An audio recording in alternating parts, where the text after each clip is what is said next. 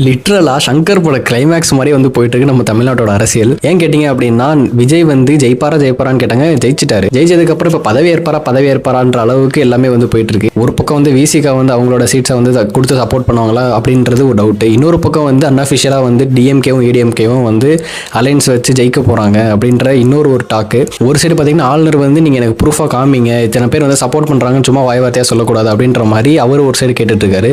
இந்த மாதிரி எல்லா சைடுமே வந்து போட்டு குழப்பறனால பதவியேற்பு விழாவும் வந்து கேன்சல் ஆயிடுச்சு. இனிமே எப்ப நடக்கும்ன்றதுமே ஒரு டவுட்டா இருக்கு.